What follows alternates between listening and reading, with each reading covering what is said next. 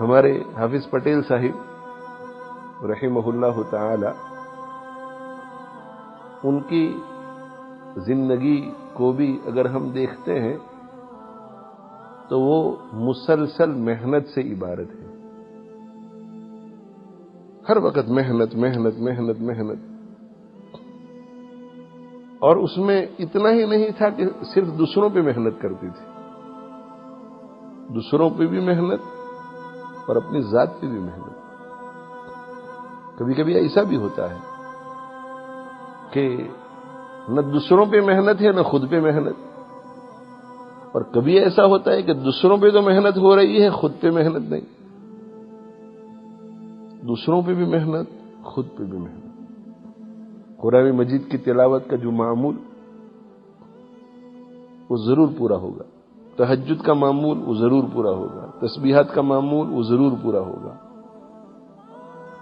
خود کے جو اعمال تھے ان کے لیے جو اوقات مقرر تھے، ان اوقات میں ان اعمال کو پورا کرنا ضروری ہوتا تھا. یہاں لیسٹر تشریف لائے تھے، اور جب تشریف لاتے تھے تو شفقتیں بہت رہی میرے اوپر. اللہ تعالی اس کا حافظ صاحب رحمہ اللہ تعالی کو بہت اچھا بدلہ عطا فرما رہے. بہت شفقت فرماتے تھے. تو ٹیکس کرواتے تھے، فون کرواتے تھے کہ ناشتے پر آ جا. میں اس میں کچھ عذر کر جاتا تھا تو پھر ٹیکس آتا تھا کہ دوپہر کے کھانے پہ آ جا. اصرار فرماتے تھے. یہ محبت تھی ان کی. تو ایک مرتبہ میں ملنے کے لیے شام کو گیا.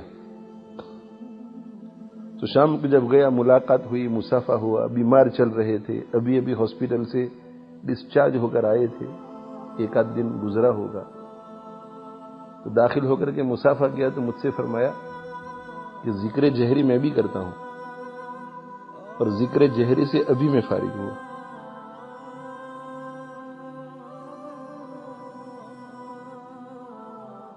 اور آخری سفر جو حافظ صاحب رحمہ اللہ تعالی کا لیسٹر کا ہوا اور ڈاکٹر صغیر کے یہاں کچھ دن قیام بھی رہا، اس وقت بھی جب میں ملنے کے لیے گیا تو وہاں 2-3 درجن افراد بیٹھے ہوئے تھے.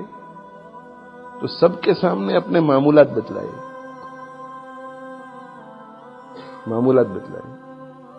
مجھے بتایا کہ میرا یہ معمول ہے، یہ معمول ہے، یہ معمول ہے. میں نے کبھی کسی کو بتایا نہیں. سب سن رہے تھے. تو اس میں باقاعدہ ذکر جہری کر کے دکھایا. یعنی ذکر کے پابند تھے، ذکر جہری کے پابند تھے، تسبیحات کے پابند تھے. بزرگوں نے جو معمولات ان کو دیے تھے ان سب چیزوں کے پابند تھے. اور ساتھ میں پھر یہ کہ دعوت و تبلیغ میں ہمیشہ منہمک رہتے تھے. اور ہر وقت یہ کوشش رہتی تھی کہ لوگ اللہ سے جڑ جائیں، اللہ سے تعلق پیدا ہو جائے، دین پر آ جائے. اور اس کے ساتھ ساتھ مدارس اور مکاتب کا قیام وجود میں آئے، اس کی بھی بہت فکر کرتے تھے. کئی دارالعلوم قائم کیے مختلف ملکوں میں، کئی جگہوں پر مکاتب قائم کیے. تو خانقاہ کی آبادی کے لیے بھی کوششیں ہوتی تھی، اس کے لیے دعائیں ہوتی تھی.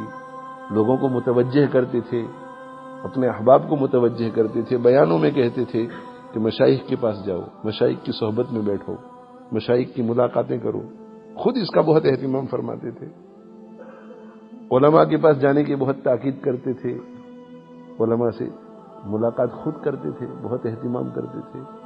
اپنے چھوٹوں کے پاس بھی خود چل کر جاتے تھے.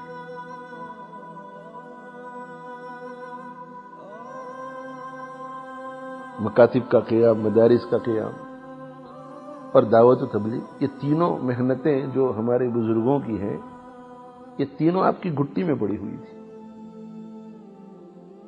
تینوں کے لیے دعائیں، تینوں کے لیے کوششیں، تینوں کی طرف لوگوں کو متوجہ کرنا. تو خود پر بھی محنت کی اور دوسرے دین کی خاطر اپنے آپ کو کیسے کھپائیں اس کی بھی محنت کی. اور پوری زندگی اس میں لگے رہے، اپنے نفس کو تھکاتے رہے. ایک مرتبہ میرا ایسٹ مڈلینڈ کا اجتماع تھا تو وہاں مرکز جانا ہوا. میں نے سوچا کہ اس مڈلینڈ کا اجتماع ہے تو ہمیں بھی شرکت کر لینی چاہیے. موقع پا کر کے میں بھی چلا گیا. تو جیسے ہی میں داخل ہوا، اتوار کا دن تھا اور دعا کا وقت بالکل قریب تھا، تو مجھ سے کچھ دوستوں نے کہا کہ ابھی صاحب کی طبیعت علیل چل رہی ہے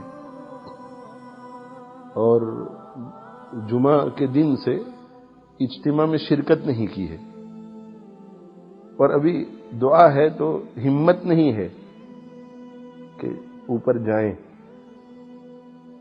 تو اگر ہمت نہیں کریں گے اور اوپر تشریف نہیں لے جائیں گے تو یہ اس مڈلینڈ کا اجتماع ختم ہو جائے گا اور سب اپنے اپنے گھروں میں جا کر کے دوسروں کو اطلاع کریں گے کہ حافظ صاحب اتنے بیمار ہیں کہ اجتماع میں بھی نہیں آ سکے. تو پھر لوگوں کا ہجوم ہوگا یہاں. تو انہیں اس وقت آرام کی ضرورت ہے، وہ نہیں ہو سکے گا. تو کسی طرح دعا میں اگر شریک ہو جائیں تو بہت اچھا ہوگا تاکہ لوگوں کو اطمینان ہو جائے کہ بھائی طبیعت ٹھیک ہے. تو مجھ سے کہا گیا کہ تو کہہ. تو میں اندر داخل ہوا اور داخل ہو کر کے میں نے عرض کیا کہ میں نے کہا حضرت آپ فکر نہ فرمائیں، اگر آپ سیڑھیاں نہ چڑھ سکتے ہوں تو ویل چیئر میں آپ کو بٹھا کر مضبوط لوگ ویل چیئر کو اٹھا لیں گے اور آپ کو کسی طرح اوپر لے جائیں گے، لیکن بہت اچھا ہوگا کہ آپ شرکت فرما دیں، آخری دعا ہے، آپ دعا فرما دیں. تو گفتگو میری ہو رہی تھی اور پیار کرتے تھے، شفقت کرتے تھے، تو ذرا بے تکلفی سے بھی میں بات کر لیتا تھا جب ضرورت پڑتی تھی. تو میں نے ان کے گھٹنوں پر ہاتھ رکھا اور میں اس طرح بیٹھا ان کے سامنے اور ذرا زور سے میں نے کہا کہ آپ آرام نہیں کرتے اس لیے بیمار رہتے ہیں. اسی طرح میں بولا، میں نے کہا آپ آرام نہیں کرتے اس لیے آپ بیمار رہتے ہیں. تو بالکل خاموش ہو گئے. میں کچھ کہتا تھا وہ بھی کچھ کہہ رہے تھے، میں کچھ کہتا تھا وہ بھی کچھ کہہ رہے تھے. مگر میں نے جب یہ بات کہی تو بالکل خاموش ہو گئے اور ایسے نیچے دیکھنے لگ گئے. تھوڑی دیر کے بعد دیکھتے رہے اور پھر میری طرف نظر اٹھا کر کے دیکھا اور مجھے کہا مولانا آرام ہی کے لیے تو یہ سب کچھ کر رہا ہوں.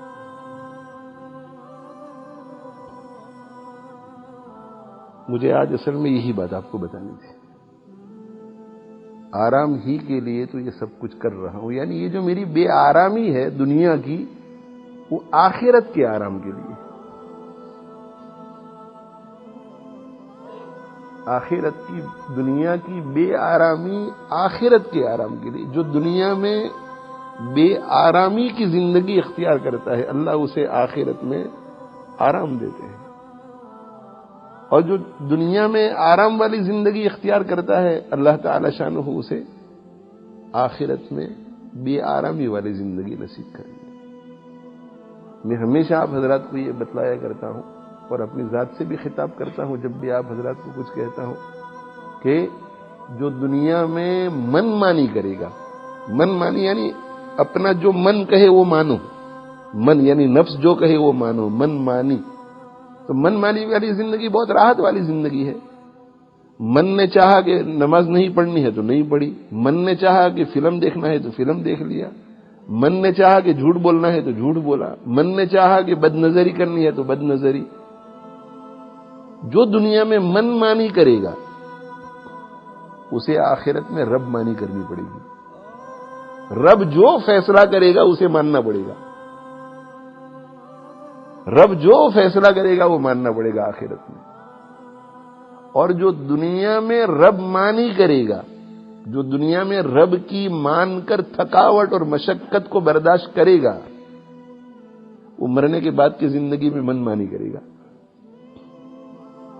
من مانی، مزے ہی مزے ہیں، مزے ہی مزے ہیں. وہ بھی ایک طویل عمر لے کر آئے تھے، چلے گئے دنیا سے. دنیا میں کوئی ہمیشہ رہنے کے لیے نہیں آتا، دنیا میں ہمیشہ رہنے کے لیے کوئی نہیں آتا. چلے گئے وہ، لیکن انہوں نے اپنی زندگی اچھے کاموں میں خرچ کی، اپنے اوقات اچھے کاموں میں خرچ کی، اچھی فکر میں خرچ کی، اچھی محنت میں خرچ کی، اچھی تھکاوٹ میں خرچ کی، راحت سے دور رہے. تو اللہ تعالیٰ شانہ نے عزتوں کے ساتھ انہیں اپنے پاس بلایا، اور ہم اللہ کی ذات سے امید رکھتے ہیں کہ آخرت میں بھی اللہ تعالیٰ شانہ انہیں بہت